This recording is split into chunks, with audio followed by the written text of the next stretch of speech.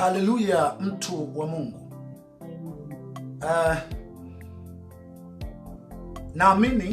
Naamini hii yaweza kuleta suluhu kwa habari ya kanisa la EAGT. Mgogoro wa kanisa la EAGT. Kwa nini nashughulikia EAGT? Mimi sio EAGT. Lakini ile picha ya ule mgogoro inaharibu kabisa maana ya kanisa ama ulokole duniani. Picha ya ule mgogoro. Nadhani wakati mwingine hata nilipokaa kwenye nyumba hii nikasema EAGT isitwe kanisa, kiitwe chama. Na part 1, part 2, part 3 nijaribu kushughulikia kwamba nimetumia lugha ngumu. Kusudi haikuwa lazima nitumie lugha ile, ila ni ili kuchokonoa, kuamsha, kuleta ukubwa wa tatizo. Kusudi langu lilikuwa kujaribu kutoa utata ambao hautakuwa wa EAGT tu. Ikumbuke kwamba Tanzania ndio nchi pekee inayoonekana kuabudu kunaweza kukaleta tumaini jipya duniani. Ni kweli wahuni wajanja wamekuwa wengi sasa, lakini bado liko tumaini, iko mbegu ya Mungu Tanzania.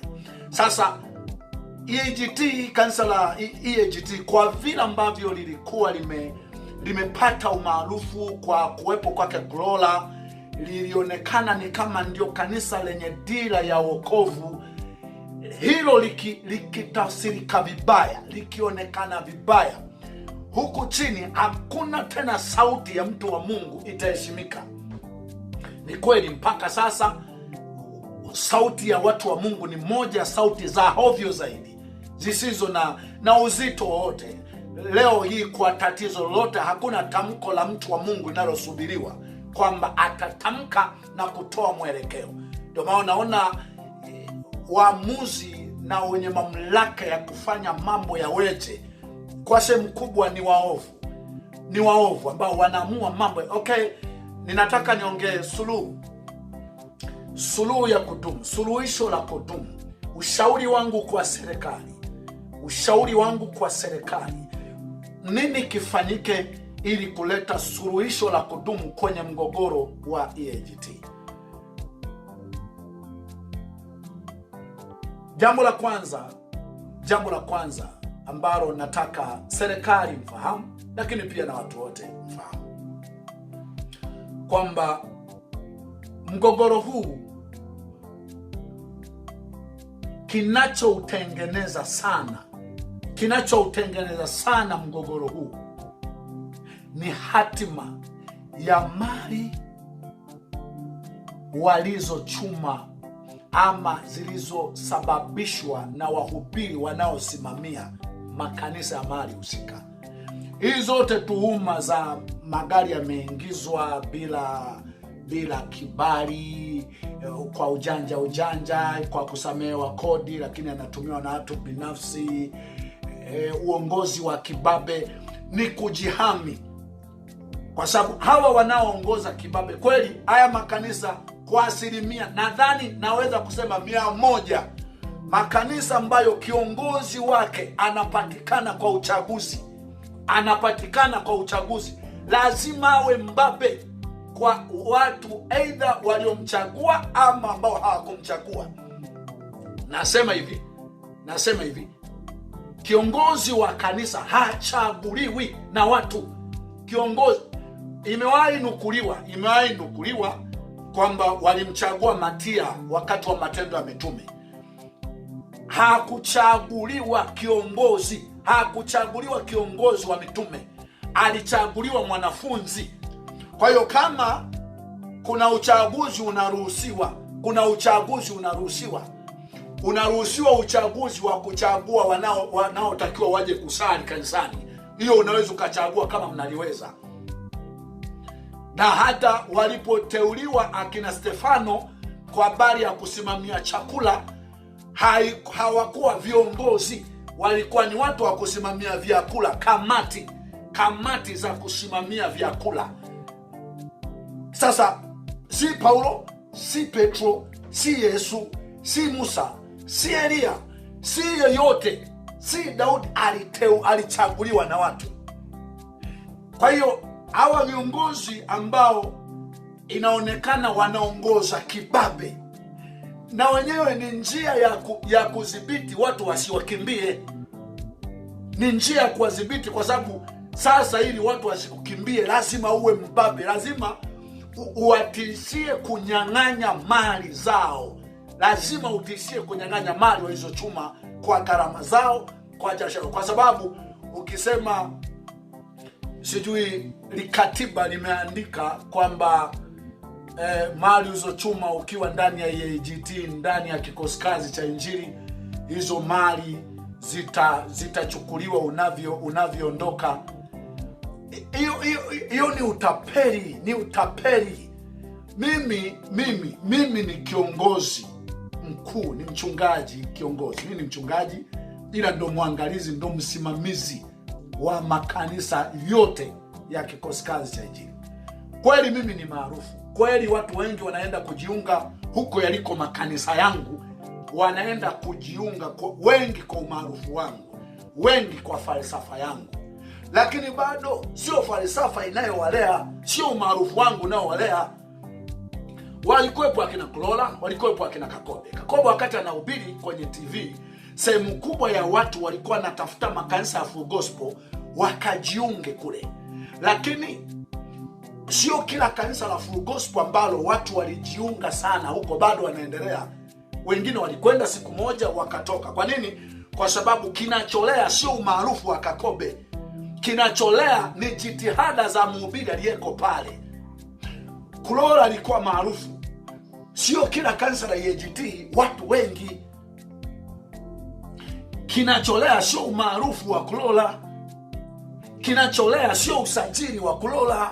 Kinacholea sio usajili, kinachofanya kanisa lile liendelee, liwe na maendeleo ya hapa na pale, sio umaarufu wa Kakobe, sio umaarufu wa Mbarikiwa. Ni taabu ya mtu aliyeko mahali husika. Kinacholea ni taabu ya mtu aliyeko mahali husika. Kinachopelekea majengo yajengwe, vitu vipatikane pale, ni kujitoa, kujidhabihu, kujitoa kwa mtu wa mahali husika. Kwa hiyo vile vitu havijaletwa na nembo na usajili. Kwa hiyo hawa watu wanajiami, ndio maana zinaletwa tuhuma zote. Tunajua sehemu kubwa ambako serikali mwaweza kukimbilia kwamba kumbe kuna ujanja wa makanisa yanaingiza vitu kwa msamaha. Futeni, lakini wekeni fair play ya kuabudu. Mimi naongea na najua saa inakuja. Najua mambo ya kanisa hata tukiongea ni mambo ya ovyo ambayo wasumbufu tu, wasaka tonge tu. Lakini mimi naamini iko siku kanisa la Mungu Tanzania litakuwa likitoa direction ya mambo yaendeje.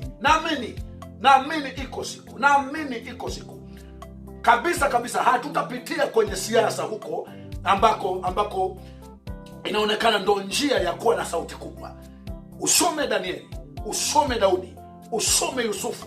Hawakupita kwenye siasa, lakini walikuwa na sauti kubwa ndani ya nchi. Naamini. Lakini wakati huu tunapopita hapa, hebu wekeni fair play serikali. Wekeni fair play. Kuna mambo mawili hapa. Jambo la kwanza, huyu mtu hata akitoka kaacha hizi mali, mazingira ya kusajili kanisa lazima uongee uongo. Lazima ujiweke kwenye mazingira ambayo kesho na kesho kutwa bado utaingia kwenye mgogoro.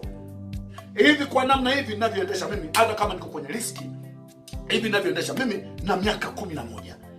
Na miaka 11 tangu nianze kanisa. Nina matawi, sina mgogoro, kwa sababu mfumo wangu ni kwamba anayeanzisha kanisa mahali tukishindwana vyote vilivyoko pale viko chini ya aliyekuwa anasimamia pale. Kwa sidai chochote vinginevyo kama nilimwazima tena kwa maandishi. Lakini kama nilimwazima hata kwa maandishi au bila maandishi, yeye mwenyewe akasema hapana, hivi ni vya kwangu, mimi sidai chochote. Ndio maana nimekimbiwa na vijana zaidi ya 10 wameondoka. Mchungaji, tumekushindwa, ni mkali sana. Mimi sidai sadaka, sidai fungu la 10, kwa sababu mimi kuanzisha makanisa sio njia ya mimi kuishi bure. Siwadai chochote. Iwe sembuse kanisani tu hapa nilipo, mimi sidai chochote. Yeyote anayeweza kutoa chochote anatoa kwa moyo wa kupenda yeye, kama maandiko matakatifu yasemavyo. Siwadai chochote. Zaidi nitawaambia wakusanyike kwenye makongamano ili wapate akili za kuendesha maisha yao na kujistawisha mahali waliko. Ndipo wengine wanasema mchungaji, sisi hatuna nauli, sisi hatuwezi, sisi tumekuwa, na sisi tumekomana, sisi tuna Roho Mtakatifu, na sisi tunaweza tukaanzisha makongamano tukawa wakubwa. Nasema hapana, nendeni kwa amani. Mimi sina mgogoro wowote. Sina mgogoro. Ni moja ya mtu maarufu ambaye ningetaka kuwa na makanisa kwa mfumo huu wa kuachilia kila mtu aishi anavyotaka.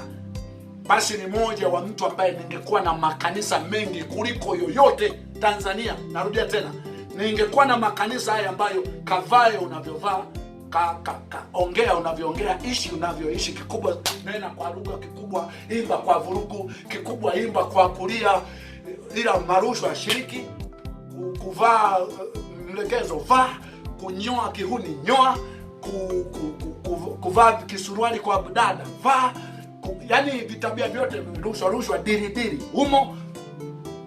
Haya, kwa mfumo ulioko ningekuwa na makanisa kuliko yoyote Tanzania, yoyote dini yoyote. Ila ukoloni wangu wa kwamba heri tuwe wachache wenye sifa inayoeleweka, wenye wokovu na picha kamili, ndio uliofanya niwe hapa, niwe hivi. Sijuti. Najua safari yangu ni ndefu. Lakini naongea nini hapa? Siongea habari za Mbarikiwa. Hapa naongea habari za suluhisho la kudumu la kanisa la EAGT. Hawa watu tamko. Serikali yatazameni mambo haya kwa sura hii. Kila mtu akae kwenye kanisa aliloanzisha. Kila mtu akae kwenye kanisa aliloanzisha. Wasidaiane chochote, kwa sababu taarifa zilivyo ni kwamba ukusanyaji wa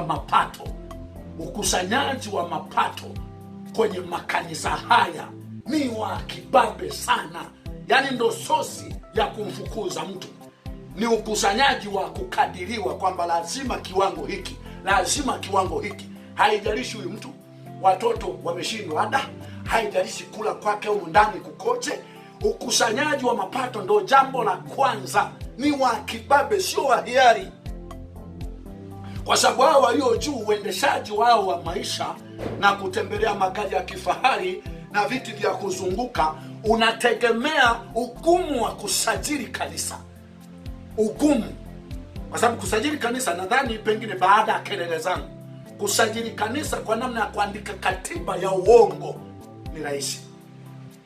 Ila kuandika katiba iliyo sawa na wanavyoendesha akina Mwingira, akina Gwajima, akina Kakondo, kwa sababu katiba zinalazimishwa lazima kiongozi achaguliwe, tena miula miwili. Kama imebadilishwa inabadilishwa, kwa sababu ile sio sheria rasmi. Ni tafsiri ya anayetaka kutafsiri hivyo. Kwa hiyo katibu unayotaka kuandika lazima uandike katiba ya uongo, uendeshe tofauti. Ukiandika ya ukweli hutoboi. Lakini hapo nyuma ilikuwa hata ukiandika hiyo ya uongo hutoboi kirahisi. Mimi nishawahi kuitwa mahali pengine, nikamwambia ndugu mwasibu huyu hapa, mnasumbuka tu kikosi kazi cha Injili. Mnasumbuka tu, muoneni huyu mwasibu, muoneni huyu kikosi kazi cha Injili, amka. Tuliamshwa sana hapa. Nikasema usajili kanisa sasa, ukipitia njia za rushwa hizi, ukapita njia za rushwa, hakuna kanisa gani ambalo sasa msingi wa kanisa uwe wa rushwa. Kanisa hilo najua itaanza lete ushahidi. Mimi ushahidi ni maneno hayo ninayosema. Hayo ninayosema, na najua huyo aisemea kwenye korido za hilo jengo la hapo hilo. Aisemea hapo sasa. Airekodiwa na nani? Ni nani? Usiniulize, ila mimi najua ndio hivyo. Ukinifunga wewe nifunge, lakini Najua hata ukiandika katiba ya uongo kupenya ilikuwa ujiongeze kidogo. Mimi niliambiwa nijiongeze. Sasa ujiongeze, mimi nakataza dhambi, nakataza rushwa, nikasajili kanisa kwa rushwa. Kwa ajili ya nini? Gereza liandikwa nani? Gereza lilikuwa la waovu, lakini waovu inapoonekana pengine ndio wajanja, basi mwenye haki ndiye tutakaa kule, tutakaa kwa muda tu, tutakaa kwa muda. Mwisho wa siku itajulikana tulibeba nini. Kwa hiyo nasema nini? Nasema hivi, serikali, hawa watu, kila mtu akae kwenye kanisa lake. Tena mimi nawaambia hivi, kila mtu akikaa kwenye kanisa lake, alipotaabikia pale, hawa mnaojua ni viongozi waliwachagua. Sina haka kama kuna mmoja atakuwa na wafuasi na makanisa zaidi ya 5, viongozi wenyewe. Kwa sababu watu wako kule kwa sababu ya kuogopa kunyang'anywa mali, sio kwa kimvuli cha kufunikwa na kusaidiwa kiroho.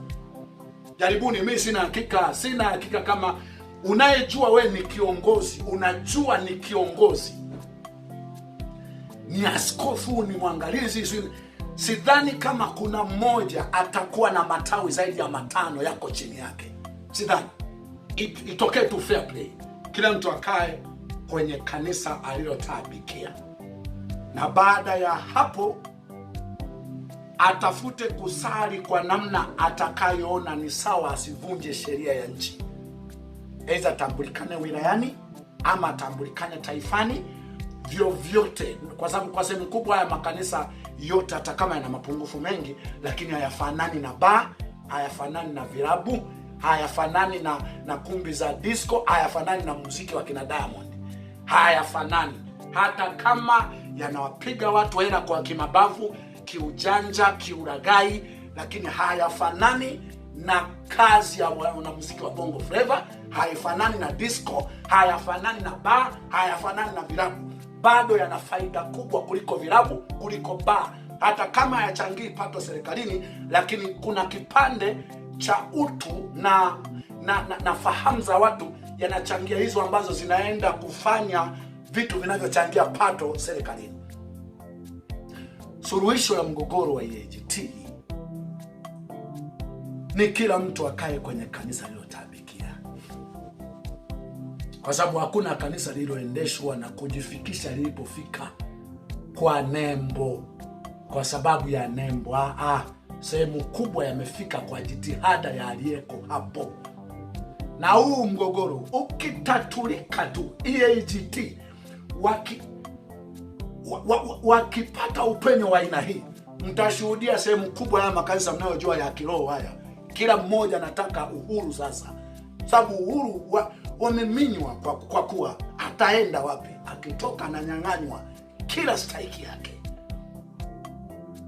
kwa kuambiwa katiba inasema bodi ya wadhamini. Ukija kwenye bodi ya wadhamini huko, sheria hiyo ya bodi ya wadhamini inataka mtu aandike barua yeye kukabidhi hizo mali kwa hiyo bodi ya wadhamini. Bodi ya wadhamini iwe na katiba, ipeleke RITA, hiyo katiba ione vile itakavyoongoza hizo mali, RITA ipitishe, alafu bodi ya wadhamini ishawishi makanisa au makanisa yenyewe yaandike barua ya kwamba sisi, mimi kiongozi fulani na viongozi hawa na waumini hawa, tunatoa hizi mali kwenye kanisa fulani chini ya bodi ya wadhamini. Ndipo hiyo bodi ya wadhamini na nguvu ya kusimamia hizo. Sio kibabe hivi. Na bodi uchwara tu. Sio kibabe hivi. Mtu hajakabidhi hizo mali kwenye hiyo bodi. Kikubwa tu kuna kifungu cha katiba kiliandika siliandika, hizi wanalazimishwa hawa. Tena mwanzoni wanavyoenda kwanza makanisa hawaonyeshi makali ya kile kifungu. Hawaonyeshi hata kile kifungu chenyewe au makali yake. Alafu baadaye ndo inaanza mali hizi za kwetu ziko chini ya bodi ya wadhamini. Imetoa nini pale? Hivi udhamini nini? Mimi Kiswahili mimi. Hivi kwa sababu walisema sijasoma, sina akili. Hivi udhamini nini? Utadhaminije kitu ambacho hujatabikia? Mimi wasema Mmoja alishauri anasema, wewe Mbarikiwa, wewe ndio unakuwa mwenyekiti wa bodi ya wadhamini kwa sababu ndio mwanzilishi wa kanisa, lazima uwe mwenyekiti. Nitazaminije mali za watoto wangu sijatabikia Songea kule wanalala macho? Nitazaminije mali ambazo hawajatabikia vijana wangu Arusha, Dar es Salaam, wapi? Nitazaminije mali ambayo mimi sijatabikia? Nitazaminije? Natoa nini? Natuma nini kule? Nitazaminije? Mimi hapana. Mimi nazamini mali ninayopambana mimi, ninayopigana mimi.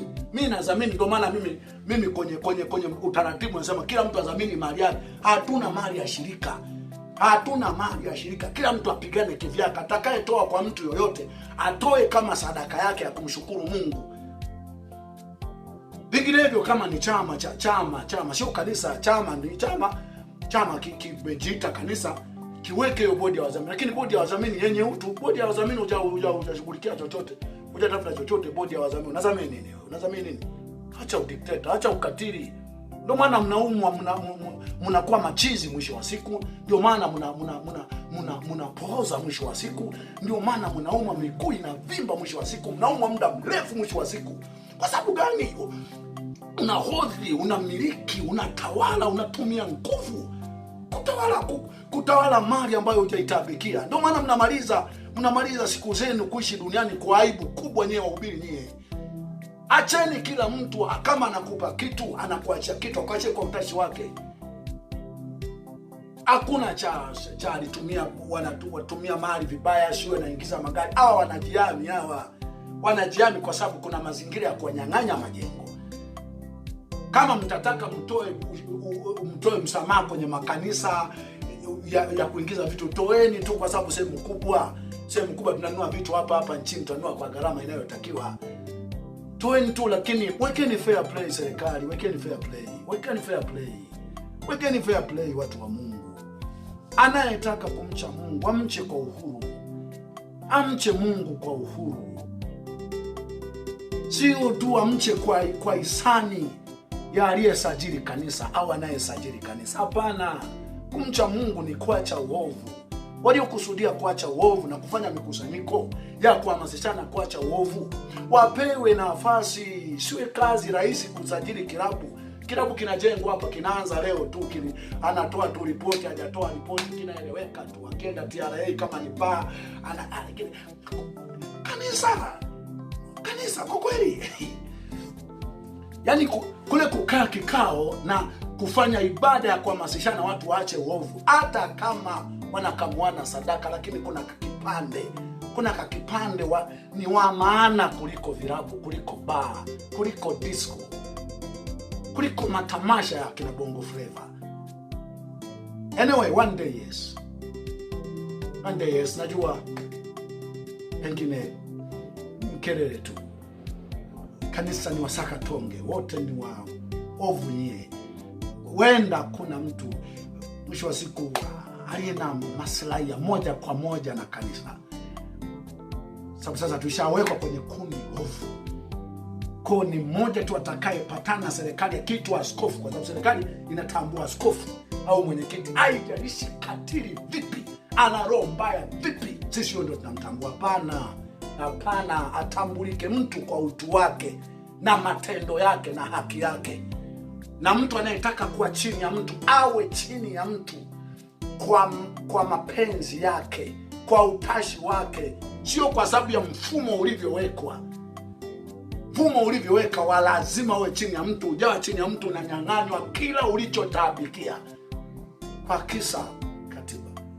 Sidhani sasa, naona nitarudia tu, nitaongea, lakini pengine nieleweke tu. Suluhu ya mgogoro wa EAGT, suluhu ya kudumu, kila mtu akae kwenye eneo lake. Atafute yeye awe chini ya nani, atafute yeye kama ni sadaka, ni fungu la 10, atoe kwa nani na kwa namna gani, yeye kwa utashi wake. Zile mali zilizoko pale ama maendeleo yaliyoko kwenye aina yoyote ya kanisa hayakuletwa na nembo, yaliletwa na jitihada ya mtu aliyeko pale. Watu waliotoa michango pale, watu waliotoa sadaka pale, walitoa michango yao, walitoa sadaka zao kwa kumshukuru Mungu aliyewasaidia kupitia eneo lile hasa. Kwa hiyo huyo mtu ndiye msemaji wa mwisho wa eneo hilo. Huo ndo utu, hiyo ndiyo haki, hilo ndo suluhisho la vidonda vya tumbo, maumivu ya moyo, kisukari walichonacho wahubiri. Vyo vingi vinatokana na kitisho cha mbele na nyang'anyo na manyanyaso wanayonyanyaswa ya kukusanyishwa fedha kwa mbabe, na wakishindwa wananyang'anywa maeneo. Serikali ni watu. Viongozi wa serikali ni watu. Wekeni utu mbele. Makaratasi yawekwe chini. Sheria, katiba zenye utaratibu na mfumo wa kukandamiza utu wa mtu. Katiba yenyewe, mimi nimesoma sheria nyingi, ingawa wanasema hujasoma una akili. Okay, nimesoma sheria. Sijaona sheria ambayo kweli ipo kwa ajili ya kuumiza watu. Ila nimeona wanaotafsiri hizo sheria ndio kila sehemu kubwa hutafsiri akiwa na maslahi fulani. Basi hapo ujue lazima uumize hata upande usiohusika. Mimi nawasihi kwa jina la Bwana. Najua wewe mbarikiwe, wewe lazima tukunyamazishe, usio naongea. Hamna. Mimi naongea utu, watu wa Mungu. Naongea utu, naongea haki. Naongea haki, mtanikumbuka. Mnazima taa ya nchi. Mnazima taa ya ulimwengu. Majaribio yote ya kuninyamazisha mnazima. Mimi sina maslahi, sina wivu na mtu. Hakuna ninachokihitaji AGT. Hakuna ninachokihitaji kwa wanadamu. Nahitaji utu na haki na ustawi wa watu. Haya, nimeishia hapo. Hongera kwa kunisikiliza.